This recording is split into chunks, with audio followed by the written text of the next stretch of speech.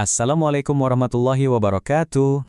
Teman-teman, sahur itu bukan cuma sekedar makan sebelum puasa loh, ada makna dan keberkahan yang jauh lebih dalam. Nah, kita mulai langsung dari sumbernya, dari sabda Nabi Muhammad SAW ini. Dikatakan, bersaurlah kalian karena dalam sahur ada keberkahan. Pernyataan yang singkat tapi padat banget. Nah, sekarang pertanyaannya, keberkahan yang dimaksud ini apa sih sebenarnya? Ayo kita bedah bareng. Ternyata, keberkahan sahur itu menurut sumber kita punya dua sisi. Ada berkah untuk urusan agama kita, dan ada juga berkah buat urusan duniawi kita. Menarik kan? Nah, ini dia nih yang keren banget. Coba kita lihat. Dari sisi agamis, dengan sahur, kita itu sedang mengikuti sunnah Nabi. Dan tentu saja, kita dapat pahala. Ini jelas buat bekal kita di akhirat. Tapi, lihat sisi satunya. Dari sisi duniawi, sahur itu benar-benar praktis. Kita jadi punya tenaga buat puasa sehari-hari. Badan jadi kuat, dan tetap semangat buat kerja atau sekolah. Jadi, spiritualnya dapet, fisiknya juga keurus. Seimbang banget.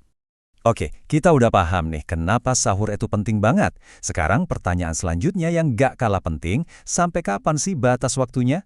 Nah, untuk jawaban yang paling pasti, kita harus langsung merujuk ke sumber utamanya, yaitu Al-Quran. Ayat ini tuh indah banget ya, bahasanya puitis. Batas akhirnya itu digambarkan bukan dengan angka di jam, tapi dengan sebuah fenomena alam. Terangnya benang putih dari benang hitam. Apa itu artinya? Nah, jadi ini tuh sebuah kiasan. Benang putih itu melambangkan cahaya fajar pertama yang mulai muncul di ufuk, sementara benang hitam itu ya gelapnya malam. Jadi, intinya, Al-Quran ngasih kita lampu hijau buat makan dan minum sampai detik-detik fajar mulai menyingsing, sampai kita bisa bedain antara cahaya pagi dan gelapnya malam. Jelas banget ya?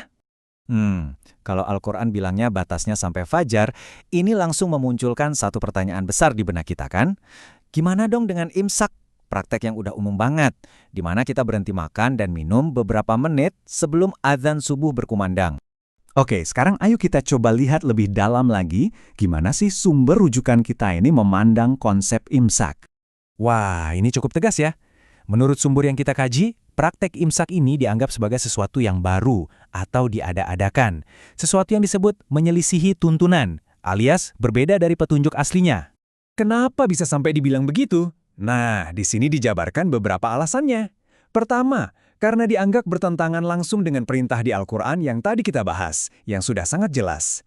Kedua, praktek ini juga dinilai berbeda dari apa yang dicontohkan oleh Nabi dan para sahabatnya. Bahkan nih, sampai ada ulama yang mengklasifikasikannya sebagai bentuk berlebih-lebihan dalam beragama.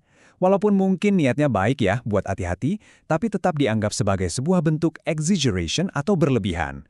Intinya, pandangan ini menekankan bahwa petunjuk Al-Quran itu sudah cukup tanpa perlu tambahan waktu penyangga. Nah, sebagai penutup, saya mau tinggalkan Anda dengan pertanyaan ini untuk kita renungkan bersama. Setelah melihat penjelasan yang langsung dari sumber-sumber utama ini, kira-kira bagaimana pandangan ini terhubung dengan praktik sahur yang sudah Anda jalani selama ini? Ini jadi bahan refleksi yang menarik buat kita semua. Terima kasih sudah menyimak penelusuran kita kali ini.